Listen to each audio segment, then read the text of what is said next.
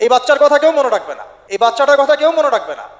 3 মাস পরে, 6 মাস পরে, 1 বছর পরে আরো নতুন ইস্যু আসবে, আরো নতুন পাপ হবে, আরো বড় বড় ঘটনা ঘটবে।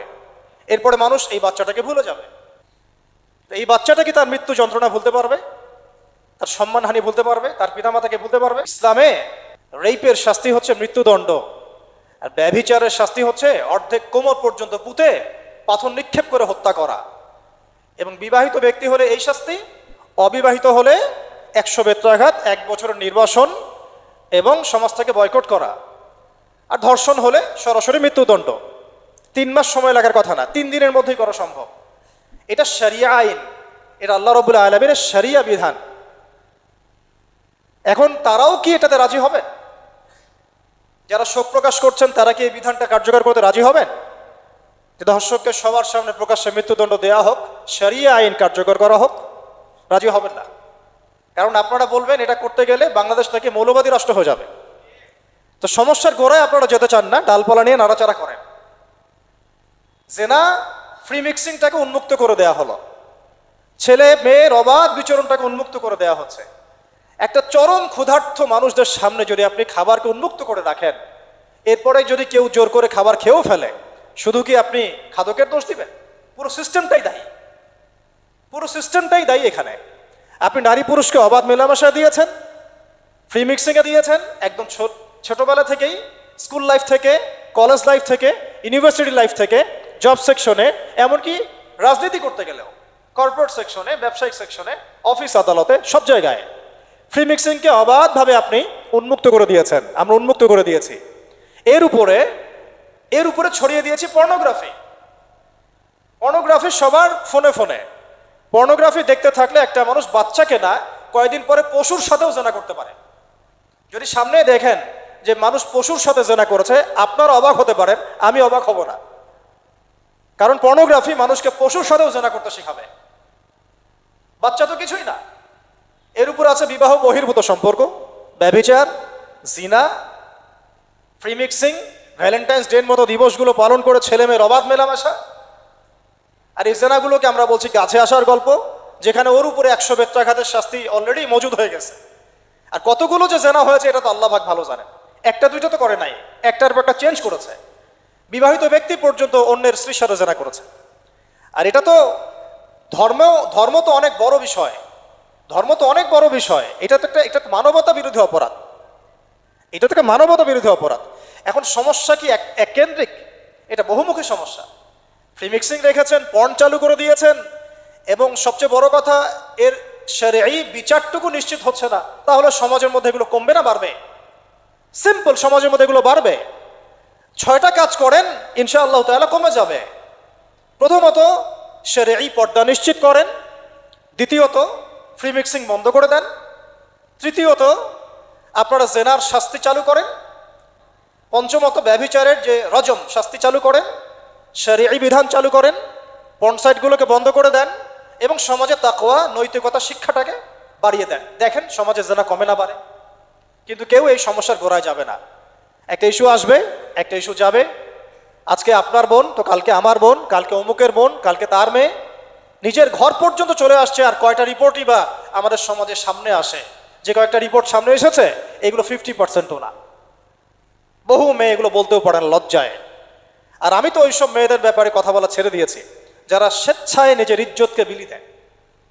তাদেরকে আমি আমার বোন পরিচয় দিতে লজ্জাবোধ করি। সমাজ থেকে গায়রত, ব্যক্তিত্ব, পর্দা, শালীনতা, হিজাব এগুলো উঠিয়ে দেওয়া হয়েছে। আপনারা কি দ্বীনি অঙ্গনের তসলিমা নাসরিন হতে চান নাকি? তারা কি দ্বীনি অঙ্গনে তসলিমা নাসরিন হতে চান? কেন আপনি একটা ছেলের সাথে হারাম সম্পর্কে জড়াবেন? কেন প্রেম করতে যাবেন? কেন আপনি তার সাথে বাইকে করে ঘুরতে যাবেন? কেন আপনি আপনার বন্ধুদের সাথে ফ্রি মিক্সিংয়ে ঘুরতে চলে গেলেন? 3 দিনের রাস্তা, 7 দিনের রাস্তা, 10 দিনের রাস্তা, অথচ আপনার উপর হজও ফরজ না মাহারাম ছাড়া। না আপনি পর্দা মানছেন, না মাহারাম মানছেন। আর সমাজে না আছে ইসলামী শরিয়া আইন অনুযায়ী বিচার, আর না আছে পর্ন বন্ধের উদ্যোগ, আর না আছে ফ্রি মিক্সিং বন্ধের উদ্যোগ। তো আপনার ইজ্জত চলে গেলে কে ফিরাই দেবে আপনাকে? আমি তো আপনার ভালোর জন্যই কথা বলছি।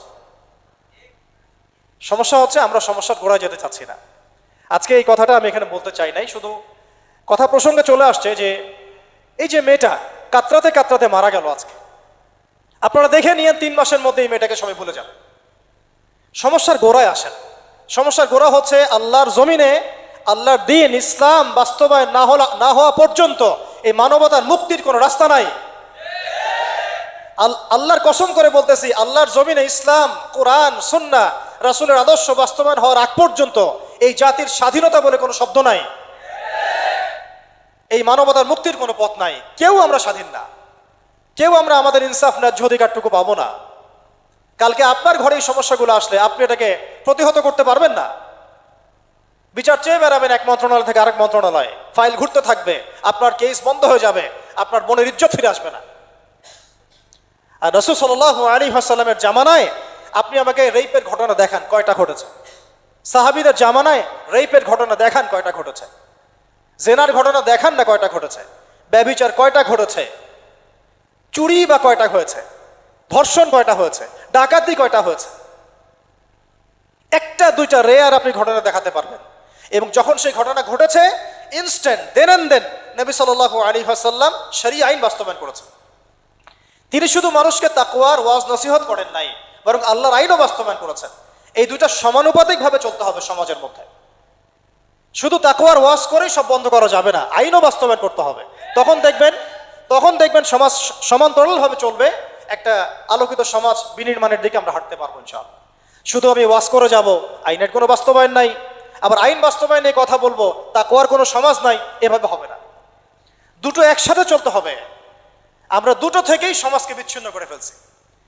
স্কুল লাইফ থেকে তাকওয়ার শিক্ষাটাকে আস্তে আস্তে শেষ করে ফেলছি। আমি তো দেখালাম তাকওয়া তো শিখবেন আপনি কোরআন থেকে, হাদিস থেকে, সিরাত থেকে, সেটাই তো আমরা পড়ি নাই। আমি চ্যালেঞ্জ করতে পারি আমাদের স্টুডেন্টদেরকে, আল কোরআনুল কারীমের 10টা সূরার অর্থ তারা বলতে পারবেন না। হাদিসের মধ্যে 100টা হাদিস তারা মুখস্থ বলতে পারবেন না। রাসূল সাল্লাল্লাহু আলাইহি ওয়াসাল্লাম পবিত্র জীবনী তারা 20 বছরে একটা কিতাবও একাডেমিক্যালি পড়েন নাই। ইসলামের ইতিহাসের একটা কিতাব একাডেমিক্যালি পড়ানো হয় নাই। তাজকিয়া সংক্রান্ত একটা কিতাব পড়ানো হয় নাই। ফিকহের উসুলে ফিকহ ছাড়া আপনি কিভাবে চলবেন? ফিকহের একটা কিতাব পড়ানো হয় নাই। তাহলে এই জাতিটাকে আপনি কিভাবে ইসলামের দিকে নিয়ে আসবেন? শিক্ষা ছাড়া। শিক্ষা না থাকলে, ইলম না থাকলে আমল কিভাবে আসবে? আমল না থাকলে তাজকিয়া কিভাবে আসবে? তাজকিয়া না থাকলে আত্মশুদ্ধি কেমনে আসবে? আর কিভাবে আমরা সৎ পথে থাকবো, অসৎ পথ থেকে দূরে থাকবো? কিভাবে আমাদের মধ্যে আল্লাহ ভীতি জাগ্রত হবে? আর আল্লাহ ভীতি যদি জাগ্রত না হয়, আমি গুনাহ থেকে কেন দূরে থাকবো? যার মধ্যে আল্লাহর ভয় নাই সে গুনাহ থেকে কেন দূরে থাকবে? তার মধ্যে তো আল্লাহর ভয় নাই। তা আমরা তাকওয়া বিবর্জিত সমাজ প্রতিষ্ঠার দিকে এত মেহনত করেছি বিগত প্রায় 50, 60, 70 বছর থেকে। কিন্তু আগামীর বাংলাদেশে আমরা এটা আর দেখতে চাই না। আমরা আগামীর বাংলাদেশে দেখতে চাই প্রত্যেকটা সেক্টরে যেন তাকওয়া নিশ্চিত হয় এমন ব্যবস্থা গ্রহণ করতে হবে। এবং একই সাথে আল্লাহ রাব্বুল আলামিনের জমিনে আল্লাহর বিধানগুলোও বাস্তবায়ন করতে হবে। শুধু তাত্ত্বিক কথাবার্তা বলে, দুঃখ প্রকাশ করে, শোক প্রকাশ করে কোনো লাভ হবে না, যতক্ষণ পর্যন্ত না আমরা আল্লাহ পাকের জমিনে তার আইন এবং বিচারগুলোকে বাস্তবায়ন করতে পারবো। আর আল্লাহর কসম করে বলছি, আল্লাহর জমিনে আল্লাহর বিধান বাস্তবায়ন হলে সমাজে পাপের হার তো কমে আসবেই। সমাজে পাপের হার তো কমে আসবে। কোনো কাফের, মুশরিক, মুরতাদ জনগোষ্ঠী আমাদের দিকে চোখ তুলে তাকাতে পারবে না ইনশাআল্লাহ। আমাদেরকে দাসত্ব শৃঙ্খলে আবদ্ধ করতে পারবে না ইনশাআল্লাহ। সব কথার শেষ কথা ভাই, যে আমরা দুনিয়াতে এসেছি লিমিটেড টাইমের জন্য। এই সময়টুকুতে যদি আমরা হেলায় ফেলায় দুনিয়ার জীবনটাকে নষ্ট করি, আমাদের দিনটাকে ঠাট্টা ছলে গ্রহণ করি, কোরআনকে মূল্যায়ন না করি, হাদিসকে মূল্যায়ন না করি, আল্লাহর দেয় এই সুযোগগুলো, রমাদান, এই কোরআন, এই তারাবি, তাহাজ্জুদ, এই সাদাকা, এই তাকওয়া, এগুলোকে মূল্যায়ন না করি, তাহলে ক্ষতিগ্রস্ত আমরা হব, আর কেউ হবে না। ক্ষতিগ্রস্ত এই পৃথিবীতে অন্য কেউ হবে না, বরং আমরাই হব।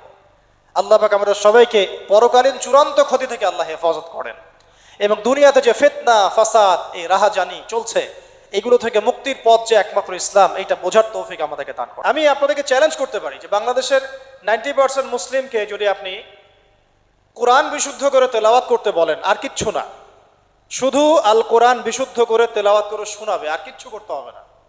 না অর্থ, না আরবি ভাষা, না আকিদা, না উসুল, না হাদিস, না ফিকহ, না হিস্ট্রি, না ইসলামের ইতিহাস, না ইসলামী অর্থনীতি, না ইসলামিক রাজনীতি, কিছুই না। শুধু তারা কোরআন বিশুদ্ধ করে তেলাওয়াতটুকু করবে, রিডিংটা পড়বে। 90% মুসলিমের এই দেশে 80% মুসলিম এটা করতে পারবে না। আমি চ্যালেঞ্জ করলাম, কেন পারবে না? এই ব্যর্থতা কার? প্রত্যেক ব্যক্তির, প্রত্যেক পিতার, প্রত্যেক মায়ের, প্রত্যেক পরিবারের, প্রত্যেক শিক্ষা প্রতিষ্ঠানের, প্রত্যেক মন্ত্রণালয়ের, প্রত্যেক শিক্ষা সেক্টরের, প্রত্যেক এমপি মন্ত্রীর এবং আমাদের রাষ্ট্রীয় পর্যায়ে যারা দায়িত্বশীল আছেন সেই প্রত্যেক ব্যক্তি এর জন্য দায়ী, যারা আমাদের সমাজকে কোরআন থেকে দূরে রেখেছেন, কোরআন বিবর্জিত সমাজ প্রতিষ্ঠা করেছেন। আর যে 20% মানুষ কোরআন বিশুদ্ধ করে তেলাওয়াতটুকু করতে পারবে, তারা একাডেমিক্যালি শিখে নাই। তারা শিখেছে কোনো মক্তবে, কোনো হুজুরের কাছে, কারো কাছে প্রাইভেট পড়েছে, কখনো কখনো মাদ্রাসায় গিয়েছে, কোনো অনলাইন কোর্স করেছে, বা হেদায়েত বা বুঝ আসার পরে অফলাইনে চেষ্টা করে শিখেছে। তাহলে রাষ্ট্রের কাজটা কি? শিক্ষা মন্ত্রণালয়ের কাজটা কি? শিক্ষা প্রতিষ্ঠানগুলোর কাজটা কি? আর শিক্ষাই বা আসলে কাকে বলে? কোরআন বিবর্জিত কোনো আদর্শ যদি শিক্ষা হতে পারে, তাহলে তো অ্যামাজনের জঙ্গলের মানুষটা অনেক বেশি শিক্ষিত। আপনি কি তাকে শিক্ষিত বলেন? কোরআন বিবর্জিত একটা সমাজ যদি শিক্ষিতই হয়, তাহলে তো সমস্ত কাফের, মুশরিক, মুরতাদ, মুনাফিকরা শিক্ষিত। তাহলে তো ওদেরকে জাহান্নামে যেতে হতো না। আল্লাহ রাব্বুল আলামিন যে বললেন ফামান যুহজিহা আনিন নার ওয়া উদখিলাল জান্নাতা ফাকাদ ফাজ, তাহলে আল্লাহ পাকের ডেফিনেশন অফ সাকসেসটা কি ভুল? আল্লাহ পাকের সাফল্যের সংখ্যা কি ভুল? এরপরে আসেন কোরআনের অর্থ বোঝার বিষয়, এর আদেশ মানার বিষয়, নিষেধ বর্জন করার বিষয়, এর আইনগুলো বাস্তবায়নের বিষয়। সমস্যা হচ্ছে আমরা সমস্যার গোড়ায় যেতে চাই না, আমরা ডালপালা নিয়ে নাড়াচাড়া করি, এইগুলো নিয়েই সমাধান খুঁজতে চাই। কিন্তু আল্লাহ রাব্বুল আলামিন আমাদেরকে সলিউশন দিয়েছেন একদম শেকড় থেকে। এই যে দুনিয়াতে পাঠালাম তোমাদেরকে, লিমিটেড হায়াত আছে, ইবাদত করো, ইবাদতের শর্তগুলো পূরণ করো। তোমাদের কাছে আমি আমার রাসূল মুহাম্মদ সাল্লাল্লাহু আলাইহি ওয়াসাল্লামকে পাঠিয়েছি, তারপরে আর কোনো নবী আসবে না, যার পূর্বেও কোনো গুনাহ নাই, পরেও কোনো গুনাহ নাই, যিনি মাসুম মানুষ, সারাটা জীবন ঢেলে দিয়েছেন আমাদেরকে আল্লাহ চেনানোর জন্যে, রেসালাতের জন্যে, আমাদেরকে জাহান্নাম থেকে বাঁচানোর জন্যে, জান্নাতে প্রবেশ করানোর জন্যে। একটা দোয়া তাকে করতে বলা হচ্ছে দুনিয়াতে, আপনি চান আমি আপনাকে দিব। তিনি বলছেন না, আমি এটা পরকালে আমার উম্মতের সুপারিশের জন্য স্থগিত রাখলাম। তো সেই ব্যক্তিকেও আমাদের সমাজে গালি দেওয়া হয়, আমরা চুপ করে বসে থাকি। সেই ব্যক্তিকেও আমাদের সমাজে গালি দেওয়া হয়, আমরা চুপ করে বসে থাকি, আমরা অফিসিয়াল বিবৃতি পর্যন্ত দিতে পারি না। আমাদের আজকে যে রেপ ইস্যু নিয়ে কথাগুলো উঠেছে, এটা তো অনেক ভয়ঙ্কর ইস্যু অবশ্যই। তার চেয়েও ভয়ঙ্কর ইস্যু হচ্ছে মুসলিম কান্ট্রিতে আল্লাহকে গালি দেওয়া, মুসলিম কান্ট্রিতে রাসূলকে গালি দেওয়া। কই এটা নিয়ে তো আমরা তো সরগরম দেখলাম না, ইল্লা মাশাআল্লাহ গুটি কয়েক মানুষকে দেখলাম।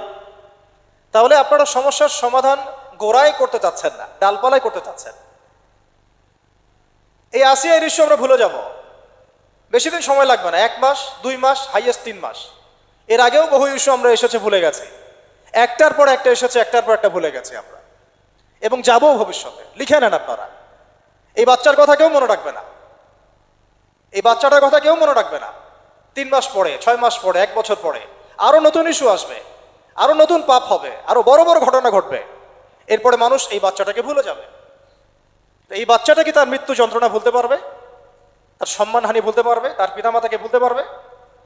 এখন প্রশ্ন হচ্ছে, তার পিতাকেও যদি আমরা জিজ্ঞাসা করি, ইসলামে রেপের শাস্তি হচ্ছে মৃত্যুদণ্ড, আর ব্যভিচারের শাস্তি হচ্ছে অর্ধেক কোমর পর্যন্ত পুঁতে পাথর নিক্ষেপ করে হত্যা করা, এবং বিবাহিত ব্যক্তি হলে এই শাস্তি, অবিবাহিত হলে 100 বেত্রাঘাত, 1 বছরের নির্বাসন এবং সমাজ থেকে বয়কট করা, আর ধর্ষণ হলে সরাসরি মৃত্যুদণ্ড। 3 মাস সময় লাগার কথা না, 3 দিনের মধ্যেই করা সম্ভব। এটা শরিয়া আইন, এটা আল্লাহ রাব্বুল আলামিনের শরিয়া বিধান। এখন তারাও কি এটাতে রাজি হবেন? যারা শোক প্রকাশ করছেন তারা কি এই বিধানটা কার্যকর করতে রাজি হবেন? যে ধর্ষককে সবার সামনে প্রকাশ্যে মৃত্যুদণ্ড দেওয়া হোক, শরিয়া আইন কার্যকর করা হোক? রাজি হবেন না। কারণ আপনারা বলবেন এটা করতে গেলে বাংলাদেশ নাকি মৌলবাদী রাষ্ট্র হয়ে যাবে। তো সমস্যার গোড়ায় আপনারা যেতে চান না, ডালপালা নিয়ে নাড়াচাড়া করেন। জেনা ফ্রি মিক্সিংটাকে উন্মুক্ত করে দেয়া হলো, ছেলে মেয়ের অবাধ বিচরণটাকে উন্মুক্ত করে দেয়া হচ্ছে। একটা চরম ক্ষুধার্ত মানুষদের সামনে যদি আপনি খাবারকে উন্মুক্ত করে রাখেন, এরপরে যদি কেউ জোর করে খাবার খেয়েও ফেলে, শুধু কি আপনি খাদকের দোষ দিবেন? পুরো সিস্টেমটাই দায়ী, পুরো সিস্টেমটাই দায়ী এখানে। আপনি নারী পুরুষকে অবাধ মেলামেশা দিয়েছেন, ফ্রি মিক্সিংয়ে দিয়েছেন, একদম ছোটবেলা থেকেই, স্কুল লাইফ থেকে, কলেজ লাইফ থেকে, ইউনিভার্সিটি লাইফ থেকে, জব সেকশনে, এমনকি রাজনীতি করতে গেলেও, কর্পোরেট সেকশনে, ব্যবসায়িক সেকশনে, অফিস আদালতে, সব জায়গায় ফ্রি মিক্সিংকে অবাধভাবে আপনি উন্মুক্ত করে দিয়েছেন, আমরা উন্মুক্ত করে দিয়েছি। এর উপরে ছড়িয়ে দিয়েছি পর্নোগ্রাফি। পর্নোগ্রাফি সবার ফোনে ফোনে। পর্নোগ্রাফি দেখতে থাকলে একটা মানুষ বাচ্চাকে না, কয়েকদিন পরে পশুর সাথেও জেনা করতে পারে। যদি সামনে দেখেন যে মানুষ পশুর সাথে জেনা করেছে, আপনার অবাক হতে পারেন, আমি অবাক হব না। কারণ পর্নোগ্রাফি মানুষকে পশুর সাথেও জেনা করতে শেখাবে। বাচ্চা তো কিছুই না। এর উপর আছে বিবাহ বহির্ভূত সম্পর্ক, ব্যভিচার, জিনা, ফ্রি মিক্সিং, ভ্যালেন্টাইন্স ডের মতো দিবসগুলো পালন করে ছেলে মেয়ের অবাধ মেলামেশা। আর এই জেনাগুলোকে আমরা বলছি গাছে আসার গল্প, যেখানে ওর উপরে 100 বেত্রাঘাতের শাস্তি অলরেডি মজুদ হয়ে গেছে। আর কতগুলো যে জেনা হয়েছে এটা তো আল্লাহ পাক ভালো জানেন। একটা দুইটা তো করে নাই, একটার পর একটা চেঞ্জ করেছে। বিবাহিত ব্যক্তি পর্যন্ত অন্যের স্ত্রীর সাথে জেনা করেছে। আর এটা তো ধর্ম তো অনেক বড় বিষয়, ধর্ম তো অনেক বড় বিষয়। এটা তো একটা মানবতা বিরোধী অপরাধ, এটা তো একটা মানবতা বিরোধী অপরাধ। এখন সমস্যা কি এক কেন্দ্রিক? এটা বহুমুখী সমস্যা। ফ্রি মিক্সিং রেখেছেন, পর্ন চালু করে দিয়েছেন, এবং সবচেয়ে বড় কথা এর শরঈ বিচারটুকু নিশ্চিত হচ্ছে না। তাহলে সমাজের মধ্যে এগুলো কমবে না বাড়বে? সিম্পল, সমাজের মধ্যে এগুলো বাড়বে। 6টা কাজ করেন, ইনশাআল্লাহ তাআলা কমে যাবে। প্রথমত শরঈ পর্দা নিশ্চিত করেন, দ্বিতীয়ত ফ্রি মিক্সিং বন্ধ করে দেন, তৃতীয়ত আপনারা জেনার শাস্তি চালু করেন, পঞ্চমত ব্যভিচারের যে রজম শাস্তি চালু করেন, শরঈ বিধান চালু করেন, পর্ন সাইটগুলোকে বন্ধ করে দেন, এবং সমাজে তাকওয়া নৈতিকতা শিক্ষাটাকে বাড়িয়ে দেন। দেখেন সমাজে জেনা কমে না বাড়ে। কিন্তু কেউ এই সমস্যার গোড়ায় যাবে না। একটা ইস্যু আসবে, একটা ইস্যু যাবে। আজকে আপনার বোন তো কালকে আমার বোন, কালকে অমুকের বোন, কালকে তার মেয়ে, নিজের ঘর পর্যন্ত চলে আসছে। আর কয়টা রিপোর্টই বা আমাদের সমাজের সামনে আসে? যে কয়েকটা রিপোর্ট সামনে এসেছে এগুলো 50%ও না। বহু মেয়ে এগুলো বলতেও পারে না লজ্জায়। আর আমি তো ওইসব মেয়েদের ব্যাপারে কথা বলা ছেড়ে দিয়েছি, যারা স্বেচ্ছায় নিজের ইজ্জতকে বিলি দেয়। তাদেরকে আমি আমার বোন পরিচয় দিতে লজ্জাবোধ করি। সমাজ থেকে গায়রত, ব্যক্তিত্ব, পর্দা, শালীনতা, হিজাব এগুলো উঠিয়ে দেওয়া হয়েছে। আপনারা কি দ্বীনি অঙ্গনের তসলিমা নাসরিন হতে চান নাকি? তারা কি দ্বীনি অঙ্গনে তসলিমা নাসরিন হতে চান? কেন আপনি একটা ছেলের সাথে হারাম সম্পর্কে জড়াবেন? কেন প্রেম করতে যাবেন? কেন আপনি তার সাথে বাইকে করে ঘুরতে যাবেন? কেন আপনি আপনার বন্ধুদের সাথে ফ্রি মিক্সিংয়ে ঘুরতে চলে গেলেন? 3 দিনের রাস্তা, 7 দিনের রাস্তা, 10 দিনের রাস্তা, অথচ আপনার উপর হজও ফরজ না মাহারাম ছাড়া। না আপনি পর্দা মানছেন, না মাহারাম মানছেন। আর সমাজে না আছে ইসলামী শরিয়া আইন অনুযায়ী বিচার, আর না আছে পর্ন বন্ধের উদ্যোগ, আর না আছে ফ্রি মিক্সিং বন্ধের উদ্যোগ। তো আপনার ইজ্জত চলে গেলে কে ফিরাই দেবে আপনাকে? আমি তো আপনার ভালোর জন্যই কথা বলছি। সমস্যা হচ্ছে আমরা সমস্যার গোড়ায় যেতে চাচ্ছি না। আজকে এই কথাটা আমি এখানে বলতে চাই নাই, শুধু কথা প্রসঙ্গে চলে আসছে যে এই যে মেয়েটা কাতরাতে কাতরাতে মারা গেল আজকে, আপনারা দেখে নিয়েন 3 মাসের মধ্যে এই মেয়েটাকে সবাই ভুলে যাবে। সমস্যার গোড়ায় আসেন। সমস্যার গোড়া হচ্ছে আল্লাহর জমিনে আল্লাহর দ্বীন ইসলাম বাস্তবায়ন না হওয়া পর্যন্ত এই মানবতার মুক্তির কোনো রাস্তা নাই।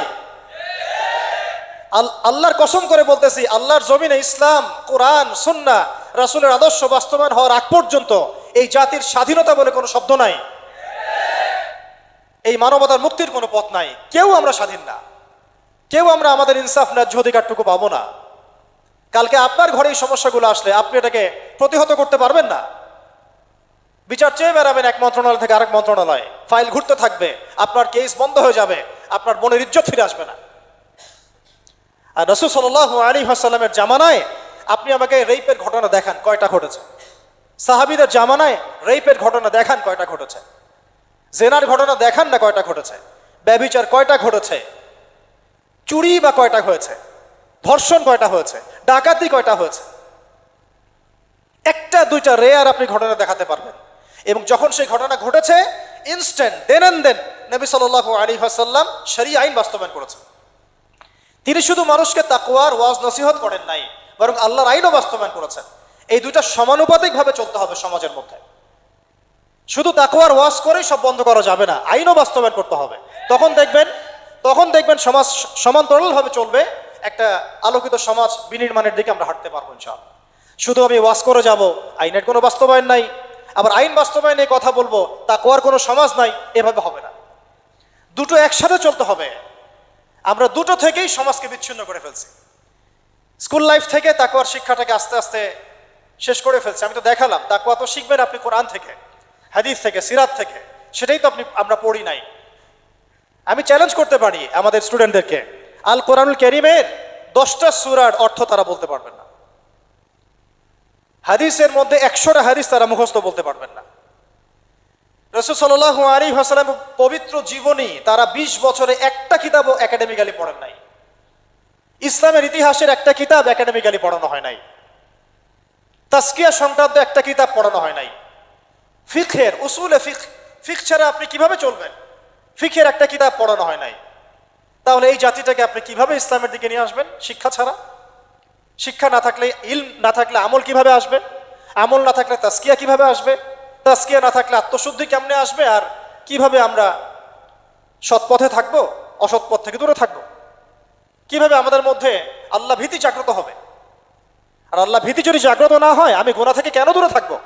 যার মধ্যে আল্লাহর ভয় নাই সে গুনাহ থেকে কেন দূরে থাকবে? তার মধ্যে তো আল্লাহর ভয় নাই। তা আমরা তাকওয়া বিবর্জিত সমাজ প্রতিষ্ঠার দিকে এত মেহনত করেছি বিগত প্রায় 50, 60, 70 বছর থেকে। কিন্তু আগামীর বাংলাদেশে আমরা এটা আর দেখতে চাই না। আমরা আগামীর বাংলাদেশে দেখতে চাই প্রত্যেকটা সেক্টরে যেন তাকওয়া নিশ্চিত হয় এমন ব্যবস্থা গ্রহণ করতে হবে, এবং একই সাথে আল্লাহ রাব্বুল আলামিনের জমিনে আল্লাহর বিধানগুলোও বাস্তবায়ন করতে হবে। শুধু তাত্ত্বিক কথাবার্তা বলে, দুঃখ প্রকাশ করে, শোক প্রকাশ করে কোনো লাভ হবে না, যতক্ষণ পর্যন্ত না আমরা আল্লাহ পাকের জমিনে তার আইন এবং বিচারগুলোকে বাস্তবায়ন করতে পারবো। আর আল্লাহর কসম করে বলছি, আল্লাহর জমিনে আল্লাহর বিধান বাস্তবায়ন হলে সমাজে পাপের হার তো কমে আসবেই। সমাজে পাপের হার তো কমে আসবে। কোনো কাফের, মুশরিক, মুরতাদ জনগোষ্ঠী আমাদের দিকে চোখ তুলে তাকাতে পারবে না ইনশাআল্লাহ।